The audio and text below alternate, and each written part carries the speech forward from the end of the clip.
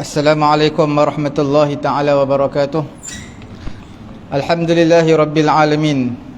Wassalatu wassalamu ala rasulina Muhammadin wa ala alihi wa sahbihi ajma'in. Allahumma aghnina bil ilmi wa zayyinna bil hilmi wa akrimna bit taqwa wa jammilna bil afiyati ya arhamar rahimin. Rabbi shrah li sadri wa yassir li amri wahlul 'uqdatam min lisani yafqahu qawli. Alhamdulillah, tuan-tuan, puan-puan yang dirahmati Allah Subhanahu wa taala. Pada malam ni kita lihat mengenai dengan kelebihan pada hari Arafah. Tuan-tuan lihat dalam hadis Sahih Bukhari dan juga Sahih Muslim daripada Umar ibn al-Khattab radhiyallahu taala anhu, anna rajulan minal yahud, seorang lelaki di kalangan orang Yahudi telah berkata kepada Sayyidina Umar, ya Amirul Mukminin, wahai Amirul Mukminin, ayatan fi kitabikum law alaina ma'syaral yahud nazalat lattakhadna dhalikal yawm 'idan. Wahai Amirul Mukminin, satu ayat dalam kitab kamu kalaulah diturunkan kepada kami, orang-orang Yahudi, pasti kami akan jadikan hari itu sebagai hari raya kalau ayat ini turun. Maka Sayyidina Umar telah berkata, ayyu ayatin, ayat yang mana satu? Kemudian Yahudi itu kata, al-yawma akmaltu lakum dinakum wa atmamtu alaykum ni'mati wa raditu lakumul islam dina. Pada hari ini aku telah sempurnakan agama kamu untuk kamu. Aku telah menyempurnakan nikmat aku kepada kamu dan aku redha Islam sebagai agama untuk kamu. Ayat ini antara ayat, pada ulama kita ayat terakhir lah yang turun, sebab agama dah lengkap, maka itu tanda kewafatan Nabi. Maka Umar ibn al-Khattab telah berkata, inni la a'lamul yawm alladhi nazalat fih. Sayyidina Umar kata, sesungguhnya aku benar-benar tahu hari yang diturunkan ayat tersebut. Bukan sekadar hari, wal makan alladhi nazalat fih, dan juga tempat di mana ayat tadi turun. Hari dan juga tempat Sayyidina Umar tahu. Nazalat wa Rasulullah sallallahu alaihi wasallam qa'imun bi Arafah yaum Jumu'ah. Ayat tadi turun pada ketika Nabi sallallahu alaihi wasallam sedang berdiri di Arafah pada hari Jumaat. Hadis riwayat daripada Imam At-Tirmizi. Jadi ayat ini turun, turun ayat al-yawma akmaltu lakum sehingga akhir tadi kita bacakan pada hari raya, iaitu pada hari Jumaat dan juga pada hari Arafah. Hari Arafah hari raya dan hari yang agung adalah hari yang besar, dan juga hari Jumaat. Bila sebut tentang hari raya, hari manusia bergembira, hari manusia bergembira, dan kegembiraan tersebut di kehidupan dunia ketika mana manusia sempurna menunaikan ibadat kepada Allah Subhanahu wa taala. Seperti mana kita beraya hari raya Aidilfitri. Sebab apa? Sebab kita dah bertungkus lumus, berhempas pulas dalam melaksanakan puasa Ramadan sebulan. Kerana itu kita akan bergembira menyambut hari raya. Begitu juga dalam pengorbanan Nabi Ibrahim AS, kita merasai pengorbanan dia, maka kita akan melaksanakan, meraya dengan melaksanakan ibadat korban dan juga ibadat haji. Kemudian kita lihat antara beberapa kelebihan pada hari Arafah ini. Apa kelebihan dia? Di antaranya kelebihan pada hari Arafah, iaitu yaumu ikmaliddin wa itmamin ni'mah. Hari disempurnakan agama dan juga hari disempurnakan nikmat. Yang kita baca tadi, al-yawma akmaltu lakum dinakum wa atmamtu alaikum ni'mati wa raditu lakumul islam dina. Agama sempurna, nikmat sempurna. Itu adalah ayat tersebut turun pada hari Arafah, ketika mana Nabi sedang berada di Arafah pada hari Jumaat. Dan hari Arafah tersebut adalah Idun li ahli Islam. Dia adalah hari raya untuk umat Islam. Seperti mana Sayyidina Umar telah berkata perkara tersebut. Okey. Di antaranya lagi diriwayatkan hari Arafah adalah afdalul ayyam, iaitu hari yang paling afdal di kehidupan dunia. Sebab hadis daripada Jabir daripada Nabi SAW, Nabi kata afdalul ayyam yaumu Arafah, seafdal-afdal hari adalah hari Arafah, iaitu 9 Zulhijjah. Di antaranya lagi diriwayatkan daripada Anas bin Malik, di antaranya kelebihan pada hari Arafah iaitu yaumul hajjil akbar, dia adalah haji akbar di sisi satu jemaah di kalangan ulama-ulama salaf. Di antara mereka adalah Sayyidina Umar, dan juga selain daripada Sayyidina Umar, walaupun sebahagian di kalangan mereka tak setuju perkara ini. Antara kelebihan hari Arafah iaitu yaumu maghfirati dzunub wa tajawuz anha, hari diampunkan dosa, diberi keampunan dosa kepada manusia dan dilepaskan manusia daripada azab api neraka Allah Subhanahu wa taala, wal mubahat bi ahli al-mauqif, dan Allah Taala berbangga orang yang wukuf di Arafah. Seperti mana dalam riwayat Imam Muslim daripada Aisyah radhiyallahu taala anha, daripada Nabi SAW, ma min yaumin akthara min an yu'tiqallahu fihi 'idan minan nar, an yu'tiqallahu fihi 'abidan minan nar min yaumi Arafah.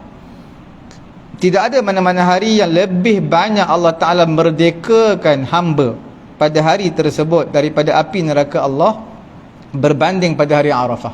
Hari Arafah ni pengampunan Allah terlampau pemurah, dilepaskan manusia, dibebaskan manusia pada azab api neraka Allah Subhanahu wa taala. Wa innahu layadnu, Allah Taala menghampiri. Thumma yubahi bihimul malaikah, kemudian Allah Taala berbangga dengan malaikat. Allah Taala kata apa? Ma aradaha ula, apa yang mereka nak ni. Siapa mereka itu? Iaitu orang yang berada di padang Arafah. Daripada Nabi kata apa? Dalam riwayat yang lain daripada Abdullah bin Amr, iaitu innallaha ta'ala yubahi malaikatahu ashiyata Arafata, Allah Ta'ala berbangga dengan malaikatnya pada petang hari pada petang hari, berbangga kepada malaikat terhadap penduduk, terhadap penghuni yang berada di padang Arafah, manusia yang berada di padang Arafah. Allah Ta'ala kata unzuru ila ibadi, wahai malaikat, lihatlah kepada hamba-hambaku ini, atauni syu'athan ghubaran, mereka datang kepada aku dalam keadaan tidak terurus, dalam keadaan berdebu. Di padang Arafah tak boleh pakai pakaian yang cantik, tak boleh sikat rambut, takut gugur rambut. Jadi dalam keadaan yang seolah-olah tak terurus, begitulah manusia di hadapan raja kepada semua raja-raja, iaitu Allah Subhanahu wa taala. Sama juga kalau kita lihat seperti mana raja di dunia ini, mereka ada hari yang mana mereka akan memberi keampunan kepada banduan ataupun kepada siapa yang mereka nak, banduan ataupun penghuni penjara. Sebab itu bila birthday raja ataupun agung, dia boleh pilih siapa yang dia nak beri keampunan. Allah Ta'ala pada hari Arafah, Allah Ta'ala pemurah, memberi keampunan, membebaskan ramai manusia daripada azab api neraka Allah Subhanahu wa taala. Okey.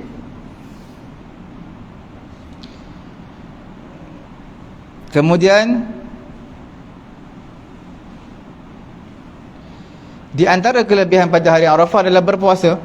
Seperti mana dalam riwayat Imam Muslim daripada Abu Qatadah radhiyallahu taala anhu daripada Nabi sallallahu alaihi wasallam, siyamu yaumi Arafata ahtasibu 'ala Allah an yukaffiru as-sanata allati qablah wa as-sanata allati ba'dah.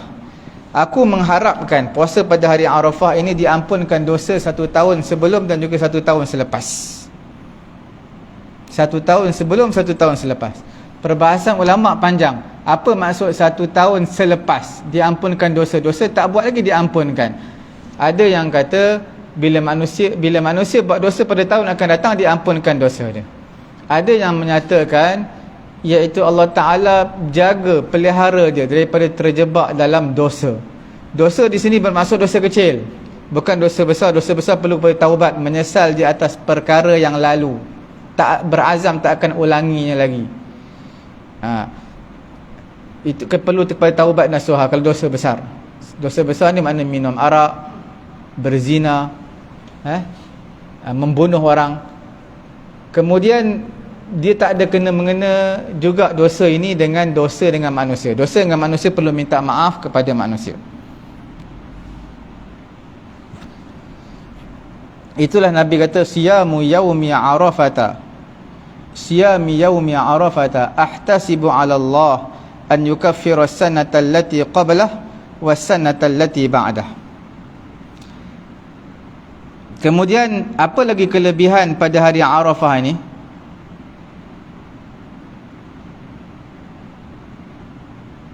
Banyak kelebihannya, kita lihat satu persatu pada hari ini insya-Allah.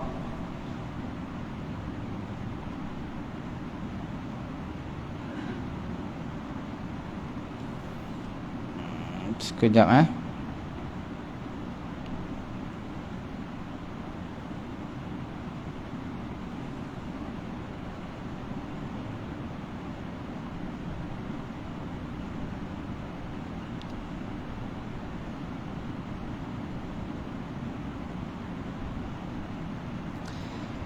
iaitu Allah Subhanahu wa taala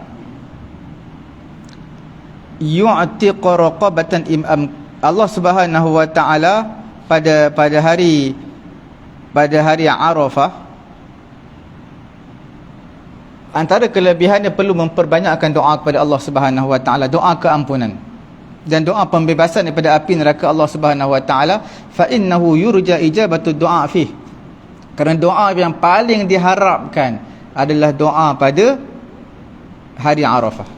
Diriwayatkan daripada Ibnu Abi Dunya dengan sanadnya daripada Ali, dia kata laisa fil ardi yaumun illa lillah fihi utaqa'u minan nar. Tidak ada di bumi ini satu hari melainkan bagi Allah Ta'ala padanya memerdekakan, membebaskan manusia daripada api neraka Allah. Walaysa yaumun akthar fihi itqan lirriqabi min yaumi Arafah. Tidak ada satu hari yang lebih banyak pembebasan manusia berbanding pada hari Arafah.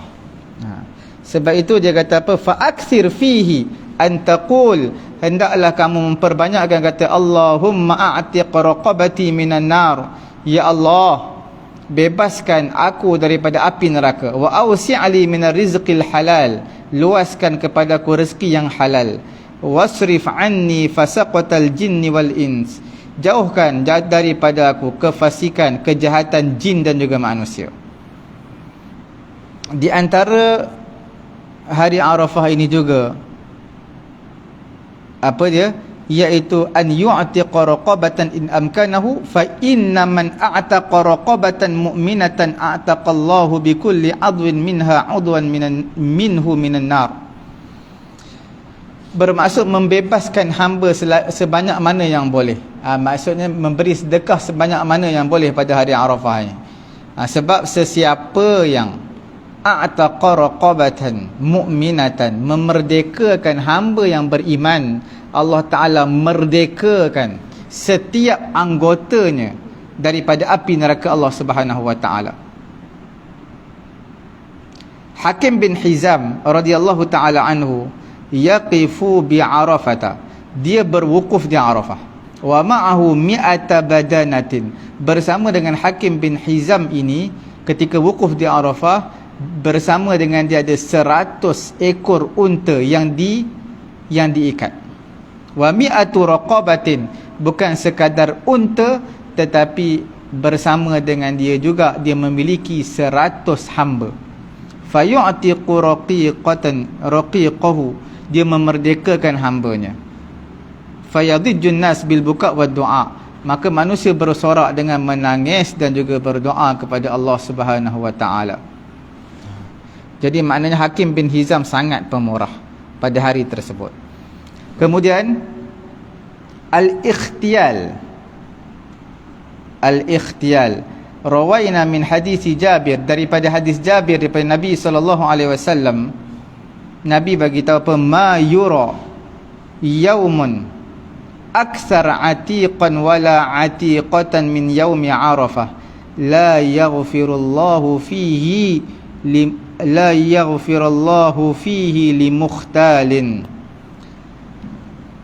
Tidak dilihat satu hari yang lebih banyak pembebasan daripada api neraka Allah berbanding pada hari Arafah. La yaghfirullah, Allah Ta'ala tak ampunkan dosa pada hari Arafah ini mukhtal, orang yang belagak, sombong, rasa dirinya besar. Kemudian antara kelebihan pada hari Arafah al-israr 'alal kabair, iaitu siapa yang berterusan ke atas dosa besar, maka dia mendapat ancaman daripada Allah Subhanahu wa taala.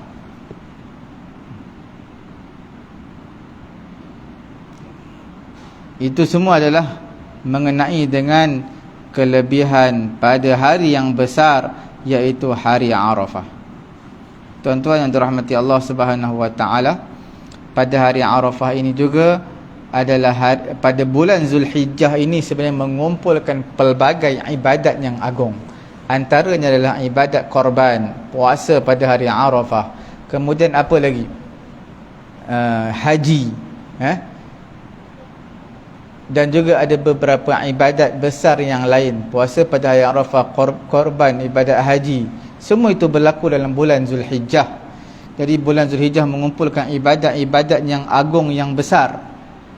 Dan berpuasa ini hari Arafah, esoknya 9 Zulhijjah perlu kita berpuasa, disunatkan, bukan sekadar kita, anak dan juga isteri kita sarankan untuk berpuasa, kerana diampunkan dosa sebanyak 2 tahun. Dan puasa yang datang setahun sekali ni ganjarannya amat besar di sisi Allah Subhanahu wa taala. Kemudian mengenai dengan puasa pada hari Arafah ini, kita tak perlulah mengikut kepada negara Saudi, walaupun mereka dah wukuf pada hari ini. Sebab apa? Kerana kita ada matlak, terbitnya matahari kita bukan berwukuf. Wukuf memang kena ikut Saudi, sebab wukuf itu di Arafah saja. Arafah di Saudi, tak ada di Malaysia. Kalau Arafat, nama orang Arafat ada, tempat Arafat tak ada. Arafah tu Arafat, tak marbutah, Arafah. Jadi dia hanya ada di Saudi sahaja. Bila ada di Saudi, maka ikut kerajaan Saudi bilakah waktu wukufnya. Kita bukan wukuf, kita 9 Zulhijjah berpuasa. Bila berpuasa 9 Zulhijjah, ikut matlak, terbit matahari, kita panggil bilakah waktu akhir bulan. Bila akhir bulan, bulan akan dicerap, yang akan menentukan awal bulan ataupun masih lagi bulan yang sebelum ini, bulan baru ataupun tidak. Jadi kita ikut kepada setiap negara lah, berbeza-beza. Kita tak boleh kata juga sama ada kita ini apa dia, kita katakan kita ikut negara Saudi je, sebab kita puasa, kita bukan berwukuf. Bila kita berpuasa, ikut di tempat kita lah, 9 Zulhijjah. Untuk lebih berhati-hati, tuan-tuan puasalah hari ni dan juga esok, itu lebih baik. Sebenarnya sebulat suara di kalangan ulama ittifaq, disunatkan puasa 1 sampai 9 Zulhijjah. Cuma dalam hadis yang sahih yang kita baca dari riwayat Imam Muslim daripada Abu Qatadah, adalah pada 9 Zulhijjah, iaitu pada hari Arafah, disunatkan puasa bagi orang tidak menunaikan haji. Kerana Ummul Fadal, dia bawa datang satu mangkuk kepada Nabi, biqadahi laban, bawa datang satu mangkuk susu kepada Nabi. Nabi sedang duduk di atas tunggangan dia, Nabi minum. pada hari Arafah. Nabi tak berpuasa. Menunjukkan hari Arafah bagi orang yang menunaikan haji tidak disunatkan berpuasa, kerana mereka nak berhempas pulas beribadat kepada Allah Subhanahu Wa Taala menggunakan tenaga yang banyak. Kemudian antara zikir pada hari Arafah yang terbaik adalah la ilaha illallah wahdahu la syarikalah, lahul mulku wa lahul hamdu biyadihil khair wa huwa ala kulli syai'in qadir. Perbanyakkan zikir tersebut. Kemudian mengenai dengan hari Matla' ni, Ibnu Abbas, walaupun Muawiyah ketika tu berada di Syam, tapi Ibnu Abbas tak ikut. Ibnu Abbas berada di Mekah. Syam dengan Mekah jauh jugalah. Kalau Syam ni di mana? Di Syria lah, lebih kurang gitu. Di Syria, Jordan, semua itu adalah Palestin tu, semua itu adalah kita panggil Syam. Jadi Muawiyah berada di situ. Abdullah bin Abbas berada di Mekah. Bila mana seorang melihat anak bulan di mana?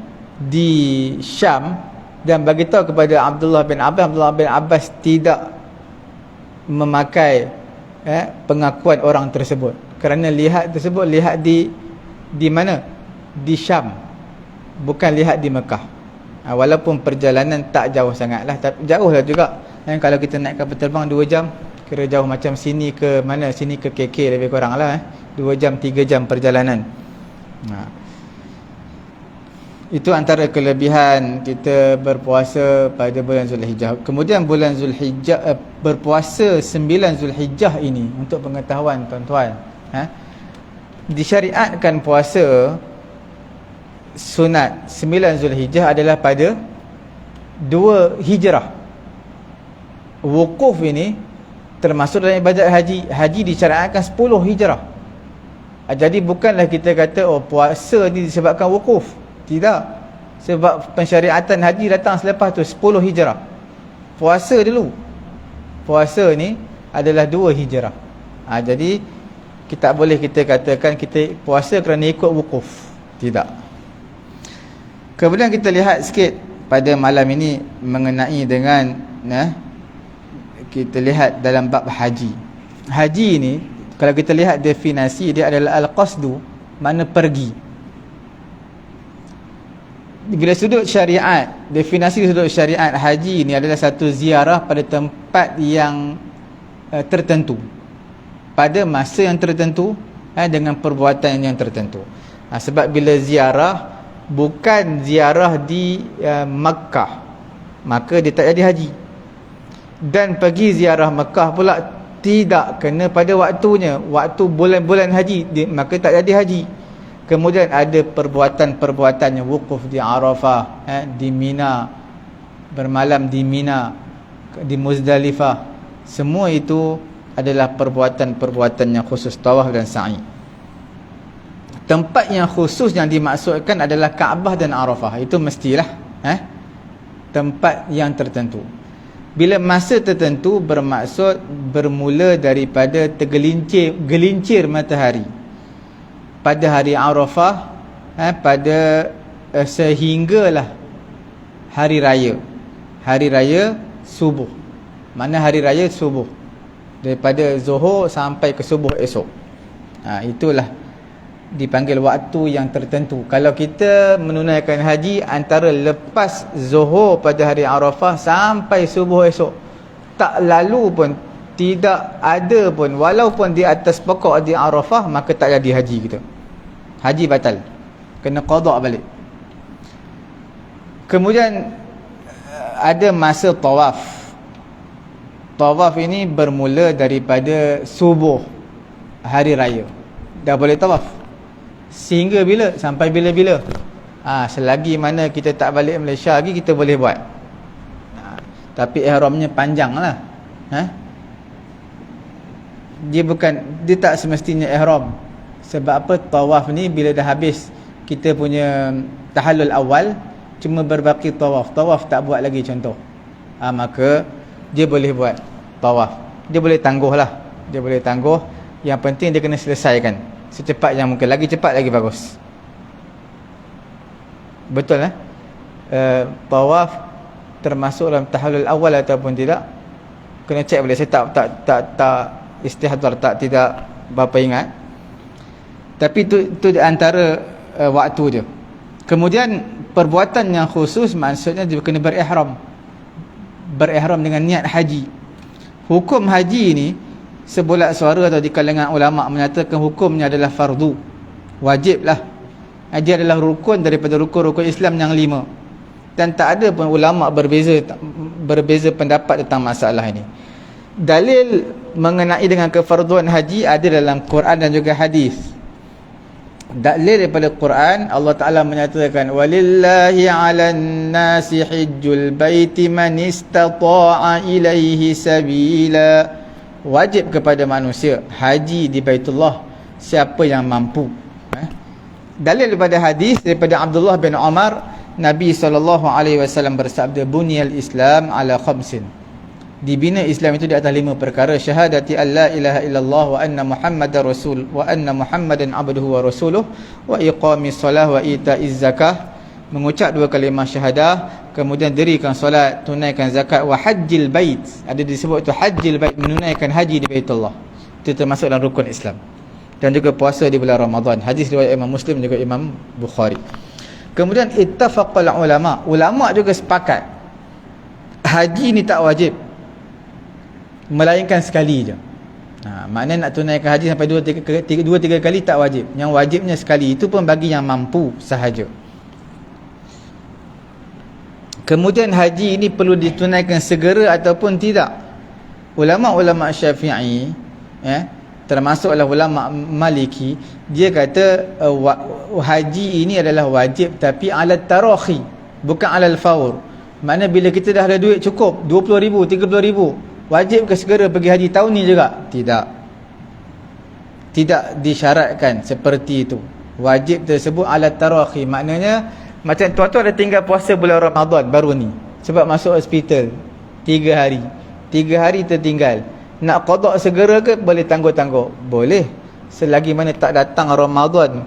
Akan datang tuan-tuan nak qada puasa bila pun tak apa, bulan Syaban tahun depan pun tak apa, sebelum masuk Ramadan tahun akan datang. Mana Syaban yang akan datang lah sebelum masuk bulan Ramadan, boleh. Itu dipanggil alat tarakhi, boleh dilambatkan. Cuma ulama Syafi'i letakkan syarat lah, beberapa syarat. Bila mana tak cukup syarat ini, maka jadi dia wajib alal faur, kena buat segera haji tu. Apa antara syaratnya? Iaitu al-azmu alal fi'ali fil mustaqbal, maknanya dia ada keazaman nak buat. Contohnya bila azan Zuhur, tuan-tuan wajib ke semayang waktu tu juga azan? Lepas azan terus semayang, wajib ke? Tidak wajib. Tuan-tuan nak semayang lambat sikit pun tak apa, lambat 1 jam 2 jam pun tak apa, yang penting tak masuk asar lagi. Tapi di sana kita panggil ada azam nak buat. Tuan-tuan kata 1.30 1 suku masuk Zuhur, tak semayang lagi. Bila nak semayang? Nanti dulu lah, dalam pukul 2.30 nak rehat jap, nak minum jap ke makan jap, 2.30 baru semayang. Boleh. Itu dipanggil azam dia nak buat pukul 2.30. Yang penting ada azam dia nak buat. Begitu juga dengan haji. Yang keduanya, alla yatadayyaq alaihi al-hajj bi nazrin aw bi qada'in. Dia tak jadi sempit waktu haji itu dengan sebab nazar ataupun qada'. Kalau dia bernazar, maka wajib disegerakan haji tu. Kalau dia pergi dah haji tapi batal sebab tak berada di Arafah, mungkin dah beberapa sebab dia menyebabkan tak boleh dia berada di Arafah, jadi dia kena qada' balik haji tersebut. Siapa yang rosak hajinya, tak sah, walaupun haji tu haji sunat, maka wajib dia qada' segera. Wajib dia qada' haji tersebut segera. Segera tu maksudnya tahun akan datang. Perkara yang ketiga adalah dia tak khawatir terhadap keuzuran yang menghalang untuk dia safar pergi haji, ataupun dia tak takutlah ada satu penyakit yang akan timpa dia yang dia boleh tak dapat pergi haji. Makna contohnya, kalau dia, kita kata kanser ni cepat, tapi kalau dia doktor dah kata kanser ni baru lagi, maknanya dia kena pergilah. Sebab kemungkinan kalau dia tunggu setahun 2 tahun, kemungkinan kanser dah tahap 3 tahap 4 dia tak boleh nak bergerak lah. Takut dia sakit pada ketika tu. Syarat yang keempatnya ulama Syafi'i letakkan, apa dia? Iaitu syarat alat tarakhi, boleh dilambatkan haji ini. Yang keempatnya adalah orang yang mampu dan juga orang yang ada harta tadi tidak takut binasa harta, tak habis harta dia. Harta dia tetap ada. Cuma dia nak lambatkan saja. Kemudian yang kelima, an yuaddiyahu al-mukallaf bi nafsihi. Dia tunaikan, diri dia yang tunaikan. Sekira dia tak mampu dan tak ada harapan penyakit dia tersembuh. Wa kana musiran wajaba alaihi al-haji, dan dia pula senang, maka pada ketika itu wajib tunaikan haji segera. Sebab apa? Sebab dia boleh tunaikan sendiri. Dia boleh tunaikan sendiri haji dia. Tapi bila dia lambatkan, maka dia akan ditimpa dengan satu penyakit yang teruk. Dan bila ditimpa penyakit yang teruk tu, dia tak boleh nak pergi haji dah, kena suruh orang. Jadi untuk orang seperti ni wajib kena pergi segera. Sebab itu kita lihat ibarat kitab menyatakan an yuaddiyahu al-mukallaf bi nafsihi fa in kana ajizan la yurja zawaluhu wa kana musiran wajaba alaihi al-hajj ala al-fawr bi istinabati man yahujja anhu. Okey. Kemudian seterusnya kita lihat kemampuan menunaikan haji. Ada beberapa. Antaranya kita panggil kemampuan menunaikan haji dari sudut diri dia. Apa maksud diri? Dia boleh tunaikan haji dengan sendiri, tak perlu suruh orang lain buatkan bagi pihak dia. Di sana sebenarnya untuk istita'ah, untuk mampu, istilah mampu, ada beberapa syarat. Ada syarat yang muttafaq alaih, ada syarat yang mukhtalafih. Ada syarat yang ulama sepakat, syarat yang ulama tak sepakat. Antara syarat yang ulama sepakat, empat mazhab, apa dia? Dalam tahqiqul istita'ah bin nafsi, nak merealisasikan kemampuan diri ni. Apa maksud kemampuan diri? Ulama semua 4 mazhab sepakat. Apa dia? An yakunal mukallaf sahihal badan.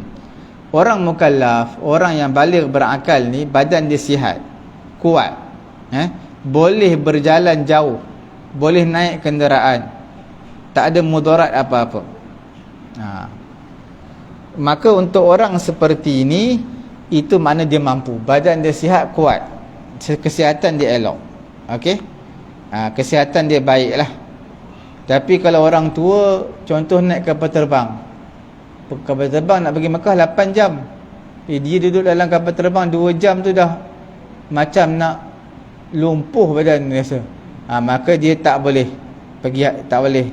Dia dipanggil sebagai orang yang mana badan tak sihat. Kalau lengoh sikit-sikit tu biasalah. Perjalanan siapa yang tak lengoh? Perjalanan naik motor sejam pun lengoh. Ni naik kapal terbang 8 jam. Memang lengoh tu perkara biasalah. Maksudnya dia punya sakit tu luar biasa. Perkara yang kedua, istita'ah, kemampuan diri dia untuk pergi adalah amnut tariq. Perjalanan tersebut adalah perjalanan yang selamat. Perjalanan yang selamat. Apa maksud perjalanan selamat? Makna diri dia tu selamat. Sama ada selamat daripada dipukul ataupun ditahan. Sama ada perjalanan selamat ini daripada musuh lah, daripada musuh, ataupun tempat yang bahaya. Tempat nak sampai ke Mekah tu, kita akan lalu tempat yang bahaya, tak tahu sama ada kita lepas ataupun tak lepas tempat tu. Maka dia tak wajib pergi. Bukan sekadar diri, bahkan harta sekali. Sebab bila perjalanan yang nak sampai ke Mekah, ada satu tempat pasti kita kena lalu, dan tempat tersebut tak selamat dari segi harta kita. Diri yang confirm selamat, harta tak selamat. dia akan ambil harta kita semua, dilepaskan kita. Maka pada ketika itu tak wajib untuk pergi menunaikan haji.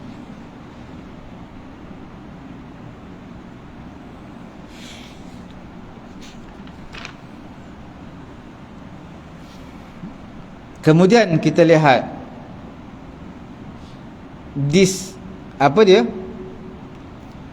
mengenai dengan adakah diiktibar perjalanan yang selamat itu adanya orang yang mengambil harta secara zalim di tengah-tengah jalan. Di jalanan ada orang ambil harta secara zalim, maknanya rampas harta dia, pau harta dia. Adakah diambil kira perjalanan itu selamat kalau ada mat pau? Selamat ataupun tidak? Ulama Syafi'i menyatakan tidak diiktibar perjalanan itu selamat. Sebab apa? Di sana ada gangguan. Apabila didapati ada orang yang cuba untuk pau dia, nak ambil harta dia secara zalim, walaupun sedikit, maka perjalanan tersebut tak dianggap selamat. Okey, kemudian disandarkan kepada perempuan ini dua syarat yang lain. Apa dia?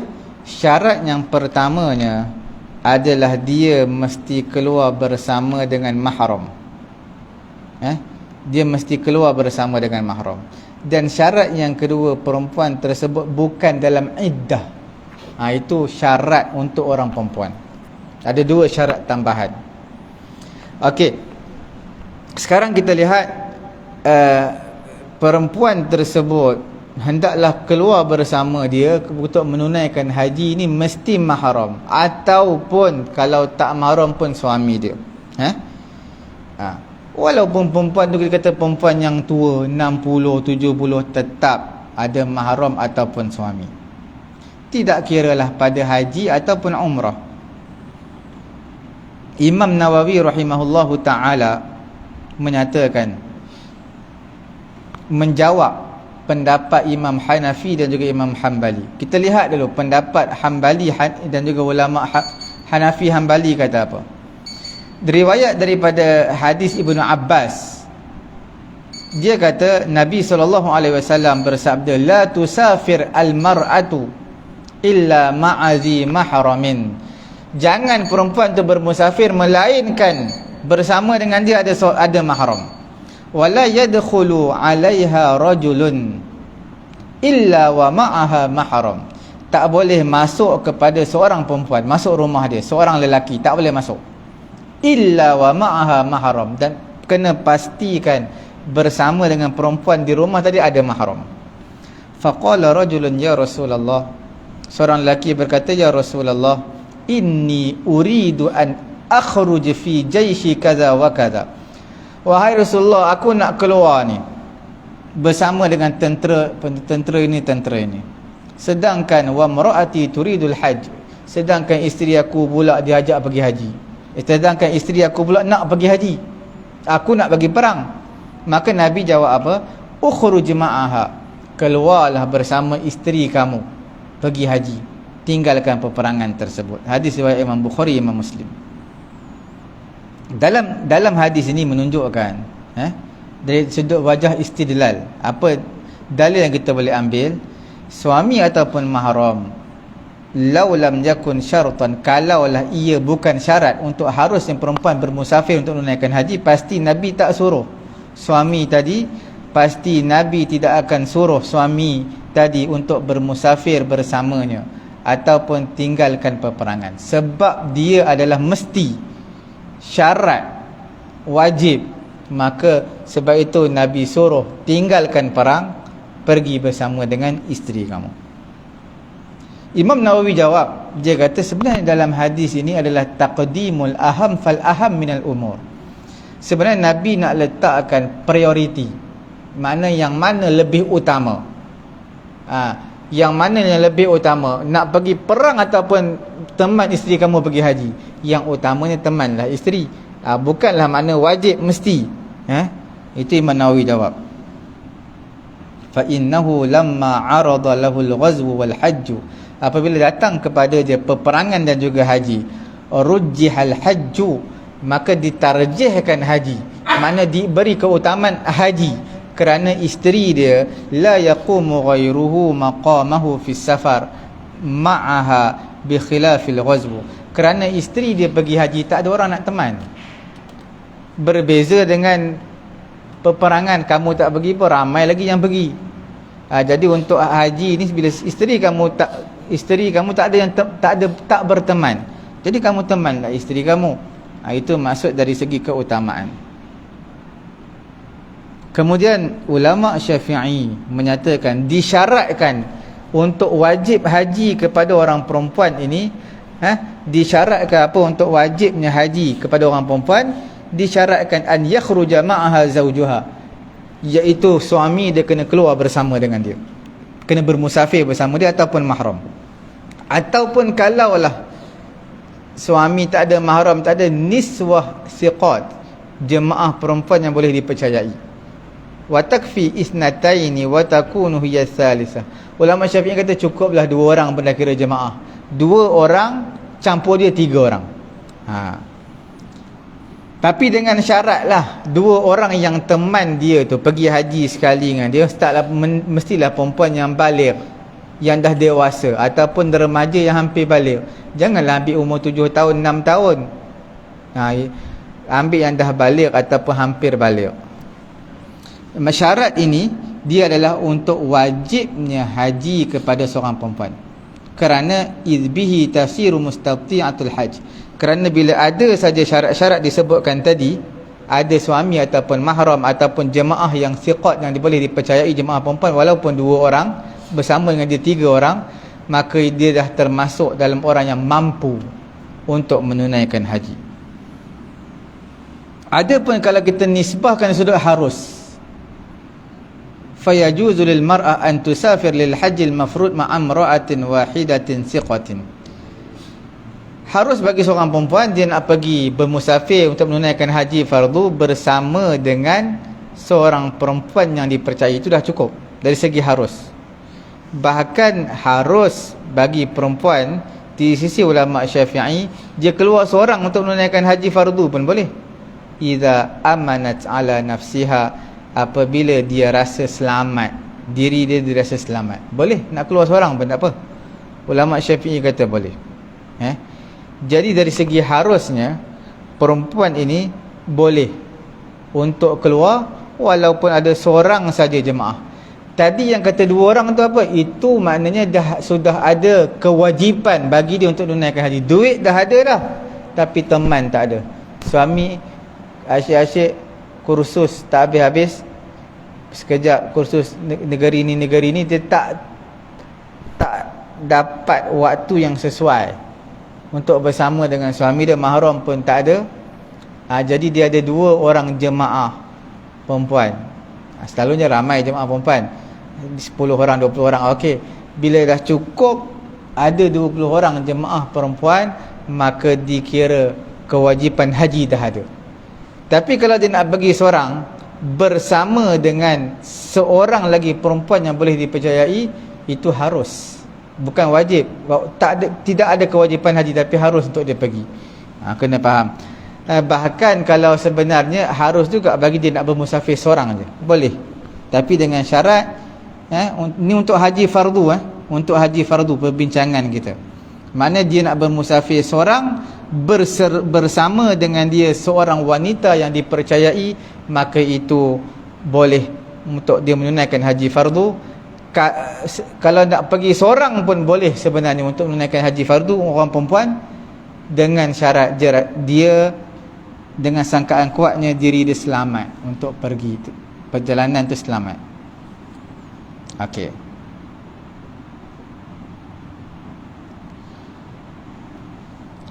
Sayyid Bakri dalam kitab I'anatul Talibin, dia kata afada bihadza anna ishtiratu jam'in minan niswati thiqat innama huwa lil wujub. Syarat ada jemaah perempuan yang ramai itu maknanya wajib.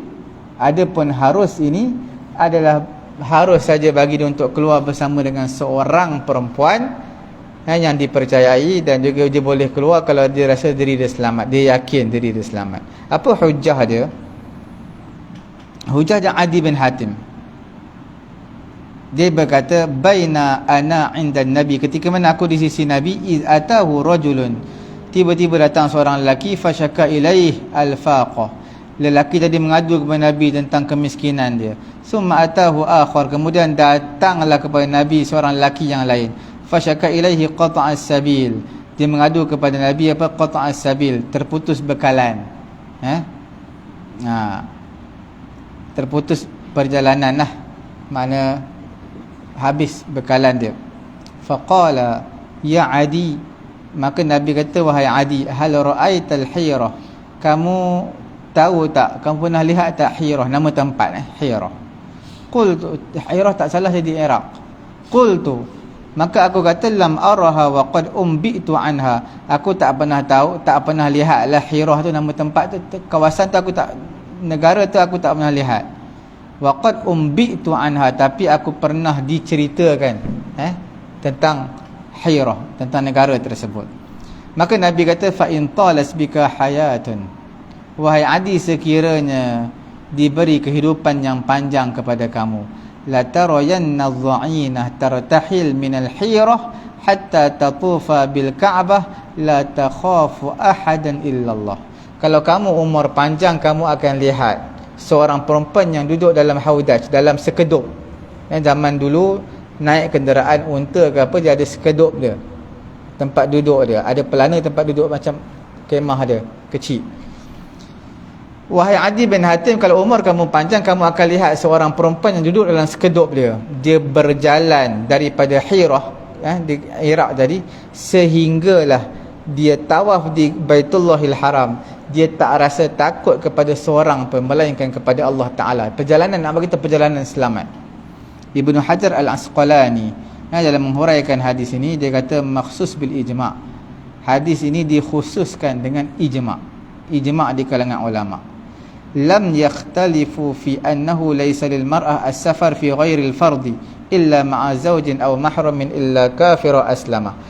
Ulama lam yakhtalifu, Imam Baghawi kata ulama tak berbeza pendapat, annahu laysa lil mar'ah as-safar, tidak ada safar bagi perempuan, fi ghairil fardu, pada benda yang bukan fardu, illa ma'a zawjin aw mahramin, melainkan ada mahram dan juga ada suami ataupun suami.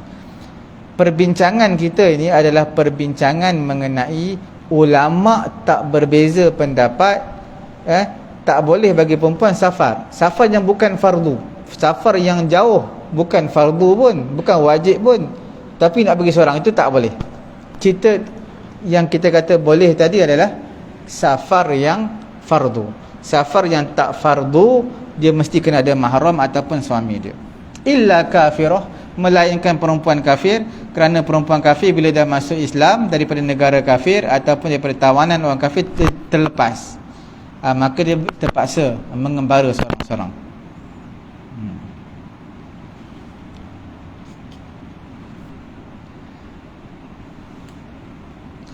Kita lihat dalil yang kedua daripada Imam Bukhari, daripada Ibrahim, daripada ayah, daripada datuknya. Dia kata apa? Aldina Umar, Sayyidina Umar pernah berizin li azwajin Nabi, kepada isteri-isteri Nabi, fi akhiri hajjatin, pada akhir haji, hajjah yang ditunaikannya. Sayyidina Umar ada buat haji yang terakhir, maka Sayyidina Umar berizin kepada isteri-isteri Nabi, fa ba'asa ma'ahunna Uthman bin Affan, beri izin kepada isteri Nabi untuk pergi menunaikan haji, tetapi Sayyidina Umar telah menghantar bersama dengan isteri-isteri Nabi, dihantar macam bodyguard lah, Uthman bin Affan, mahram lah, dan juga Abdurrahman bin Auf.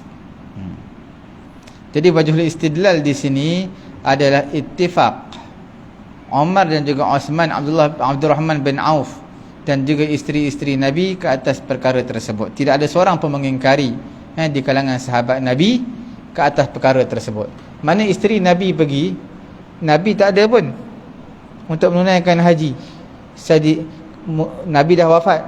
Sayyidina Umar dia beri izin isteri Nabi untuk pergi menunaikan haji, dan dia, Sayyidina Umar, pastikan Uthman dan juga Abdurrahman bin Auf bersama dengan mereka.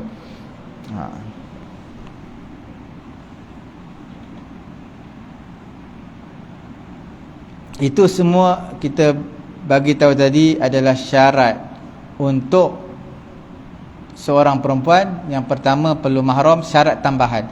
Yang kedua bukan iddah. Iddah talak ataupun iddah kematian suami. Kerana Allah Ta'ala kata untuk perempuan yang beriddah, la tukhrijuhunna min buyutihinna wa la yakhrujna illa an ya'tina bi fahishatin mubayyinah. Iaitu kamu tak boleh keluar. Janganlah kamu keluarkan mereka, isteri-isteri, daripada rumah mereka. Wala yakhrujna, dan mereka pun tak boleh keluar bila mereka beriddah. Sayyidina Umar Ibn al-Khattab dan juga Uthman bin Affan radda niswatan hajjatin mu'tamiratin hina kharajna fi iddatihinna. Sayyidina Umar dan juga Uthman telah hantar balik perempuan-perempuan yang pergi haji umrah ketika mana mereka keluar ketika mana waktu iddah mereka. Dan di sana ada beberapa syarat yang mukhtalaf fih, yang ulama berbeza pendapat. Syarat yang ulama dah sepakat kita dah sebutkan tadi. Ada beberapa perkara yang ulama sepakat. Ada pun yang ulama tak sepakat ini. Ada antara yang ulama sepakat tadi apa? Iaitu badannya sihat, perjalanannya selamat. Okey. Kemudian dua syarat tambahan untuk orang perempuan, ada mahram iaitu suami, mahram ataupun suami, dan juga bukan waktu iddah. Kemudian kita bincangkan mengenai istita'ah, kemampuan diri ini. Ada ulama mukhtalafih, berbeza pendapat. Ada yang kata syarat ni perlu, kemampuan ini adalah perlu, kemampuan ini tidak perlu, sebagian ulama kata. InsyaAllah kita akan sambung pada masa-masa yang akan datang. Ada apa-apa soalan? Kalau tak ada apa-apa, semoga Allah Ta'ala memberi kefahaman kepada kita lah. Dan jangan dilupakan esok adalah hari Arafah, hari 9 Zulhijjah. Sama-sama kita niat puasa pada keesokan harinya, untuk sama-sama kita berpuasa pada hari Arafah, ganjaran yang besar, diampunkan dosa 2 tahun. Semoga Allah Ta'ala memberi kekuatan kepada kita. Subhanallahumma wa bihamdihi, subhanakallahumma wa bihamdika, asyhadu an la ilaha illa anta, astaghfiruka wa atubu ilaik. Bismillahirrahmanirrahim. Wal 'asri innal insana lafi khusr illa alladhina amanu wa 'amilus solihati wa tawassaw bil haqq wa tawassaw bis sabr. Bismillahirrahmanirrahim. Alhamdulillahi rabbil alamin, wassalatu wassalamu ala rasulina Muhammadin wa ala alihi wa sahbihi ajma'in. Allahumma anfa'na bima 'allamtana wa 'allimna ma yanfa'una wa zidna 'ilma. Alhamdulillahi ala kulli hal wa na'udzu billahi min hali ahli an-nar. Wa sallallahu ala sayyidina Muhammadin wa ala alihi wa sahbihi ajma'in. Subhana rabbika rabbil izzati amma yasifun, wassalamun alal mursalin, walhamdulillahi rabbil alamin. Taqabbalallah.